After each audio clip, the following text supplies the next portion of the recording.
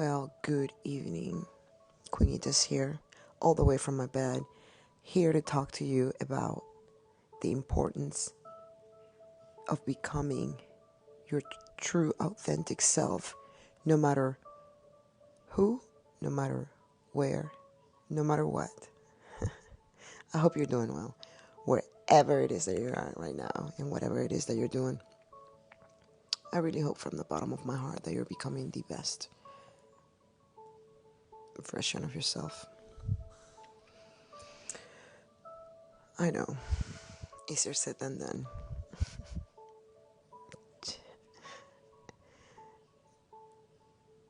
It's really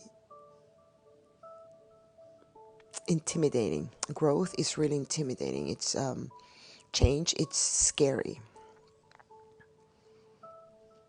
You don't know where to begin.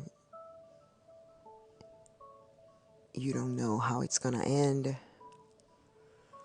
You don't know what you should do first. What do you mean to become my true authentic self? Like, how? Why? Well, let's start with the why. If you don't find a way to become your true authentic self, then you will forever live pretending in one way or another. Let's say that you don't pretend to the max every single day, but you will always have this feeling of pretending, no matter who it is, even if it's your parents, even if it's the cashier at the store. There will always be this feeling of effort, of resistance, of pretending. And living life pretending does not feel good. It feels uncomfortable. Like, yes, we do pretend because we are out of our comfort zone per se, but at the same time, pretending feels uncomfortable.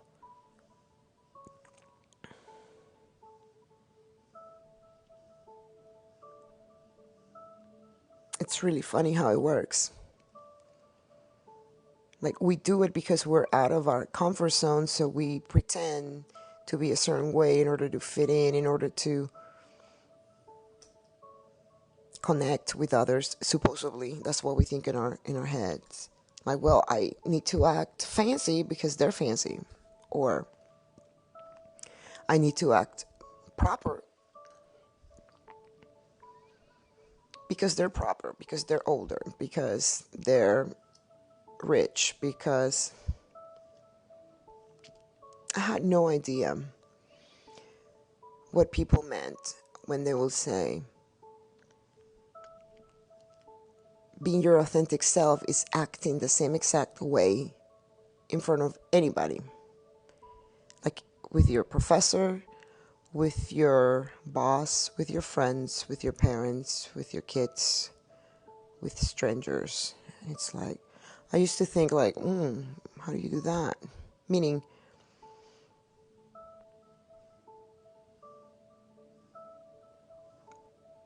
your essence is always there, right? Like, for example, me, I'm going to talk based on what I went through.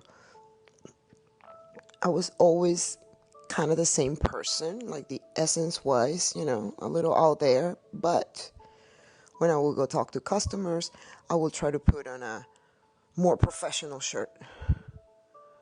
Or I will try to not tell jokes, not be too out there. Like, I will purposely try to not be too out there. Nowadays, it's a whole different story. It's so funny. The other day, I showed up at a customer's house, and she opens the door, and she looks at me from head to toes. I had the craziest pants and most fun shoes. She just kept on looking at me like, well, hi. She was like maybe 70 years old. A little bit of old school, but nice. She wasn't mean or anything, but you could tell that she was just like super like, is she coming for an estimate, or is she coming to play a show? I mean, I wasn't dressed up or anything, but later on I went out to eat with a friend, and he told me, when he first saw me, he's like, well, you look like a rock star. I just had some crazy fun pants, leggings, and some fun shoes, and my usual shades, and a vest or something like that. And I was just pretty colorful, put it that way. I feel comfortable enough nowadays to do that. Like, if I show up to your house, you're my customer.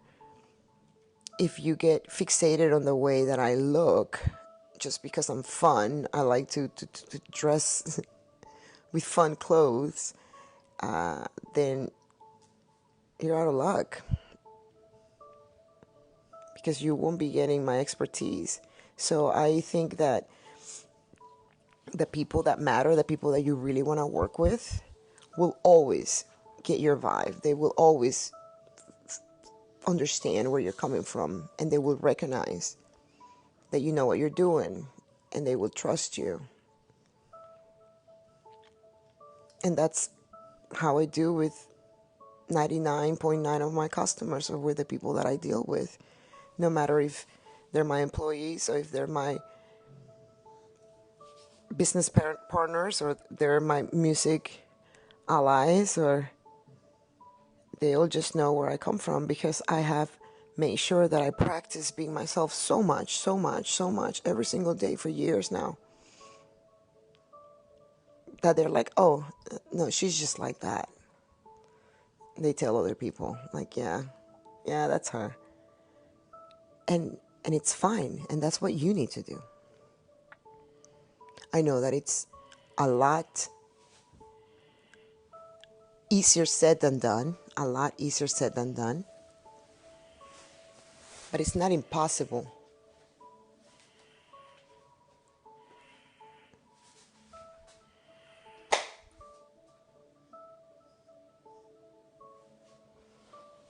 It's not impossible.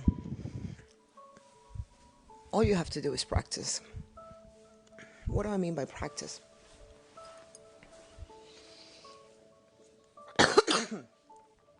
Well, next time you're talking to a friend, if you like talking about, like, if a particular subject triggers excitement in you, because you love to race cars, or you love to make up songs, or design dresses, whatever it is that you do, if try talking about that thing to whoever.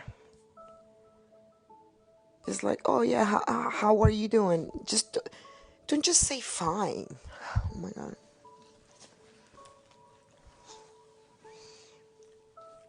Saying all the time, how are you doing? Fine. How are you doing? Fine. I'm fine. And you? I'm fine. And you are? I'm fine. Everybody's fine. Well, duh. If we wouldn't be fine, we wouldn't be here talking, right? Like, it's just, we have to go a little deeper than that. We have to practice being ourselves a little more like that. That's why I don't ask people, how are you doing, like that. I mean, unless I'm just trying to get through and get out. I usually ask, how are you feeling? How have you been feeling? Because that question right there opens up so many opportunities for establishing a good conversation, for actually getting some meaningful interactions. All we want to do is connect, right? Interact, connect, feel like we belong to the same community, to the same group, to the same thought, to the same morals, to the same dreams. So how are we ever going to connect and interact if we are so afraid of even going as deep as, oh, how have you been? Well, I have been painting for the last week. Yeah, I tried doing it last year, but it didn't go through, and I did it again, and now it really stuck. So I've been painting for 2 weeks straight, dude. Like, you have to establish a conversation by actually sharing a little bit of your life. Like, back in the day, when people were like, oh, I will ask them, how are you doing? They will say, fine. I will either get annoyed, or I would just try and be their hero and like save the conversation and be like, oh, just dig and dig and dig and dig and dig. Oh, okay, yeah. But you haven't been trying to do much. But I will always try to be the person to carry the conversation and to get words with spoon. How do you say it? I felt like I was getting their words out with spoon. Like, I had to ask so many questions to get a little bit of information. And not because I liked asking questions in particular, well, I do, but it was just because if I didn't ask questions, then the conversation was non-existent. And I'm sure you go through that, where you meet somebody and you meet up with a friend and, how are you doing? I'm fine. How are you doing? I'm fine. Oh, yeah, yeah. I've been doing this. Yeah, it's cool. Yeah. And you can just feel the resistance, the avoiding going deeper, the anxiety, the fear of being yourself. Well, I'm not going to say much because what if they don't like me? What if I annoy them? Or no, I really need to let them talk and it's all about them and let me cater to them and no, no, no. No, no more. If you meet up with somebody, or if you are spending time with somebody, and all they do is talk about themselves, blah, blah, blah, blah, blah, blah, blah. That's one thing. I tend not to say much whenever that happens at all. Like, because I know that whatever I'm saying, they're not really listening because they just want to talk. So they would just like wait for their turn to talk again. So that's a turn off in my book. Like I don't need to share with anybody really my stories or what's going on with me, or like nowadays if I do that, it's because I don't even know. I don't even do that much. I may tell my parents, I may tell my best friend, but I don't just go around venting like I used to, or like this happened and blah, blah, blah, blah, blah, and this happened, and like we have to be really close friends for me to even feel motivated enough to share with you.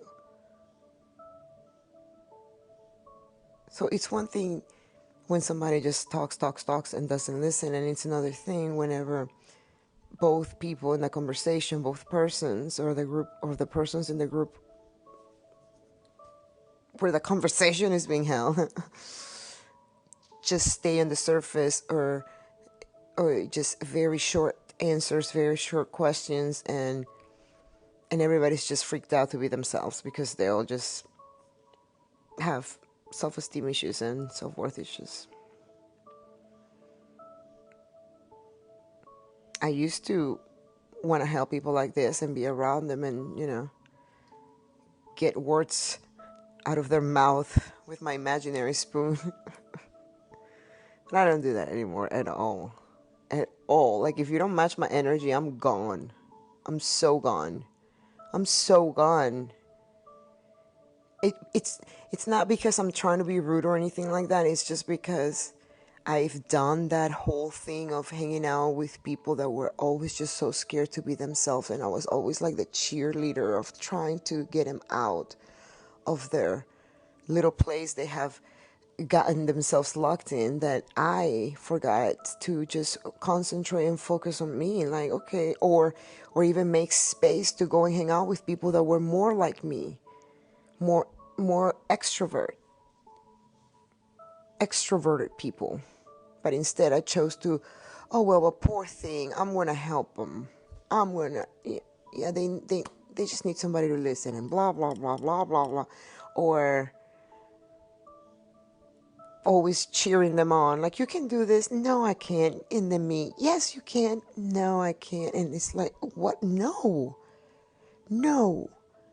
But in order to get to that point to where you're like, absolutely not, I'm not doing this, you have to really focus on yourself and practice being yourself. What is it that you like to talk about? What is it that you like to do? And oh well, if people don't like doing it with you, then go do it alone until you do it alone so many times that you start attracting people that do the same exact thing that you love doing, and then you guys can do it together. That's exactly what has happened to me.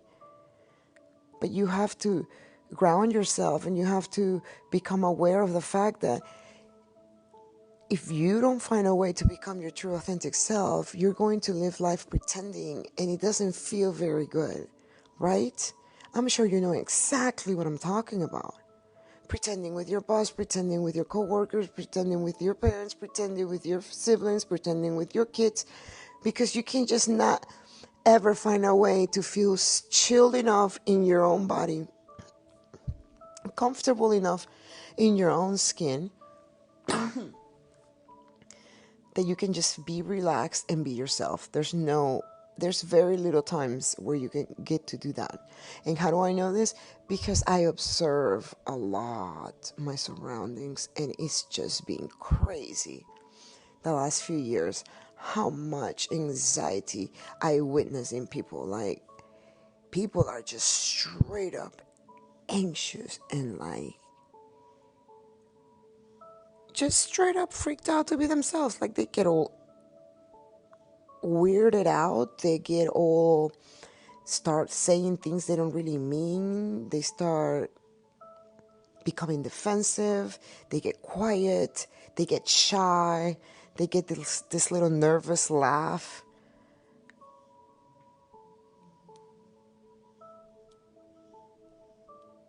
And it's all just because they haven't practiced being themselves long enough in order to be comfortable doing that. And I'm telling you this because I was there. Maybe I wasn't extremely shy or extremely hourly anxious. I think my anxiety was more internal. Like, on the outside, I was fine. I mean, I always liked people. My problem was not really with people and being myself with people. It was more like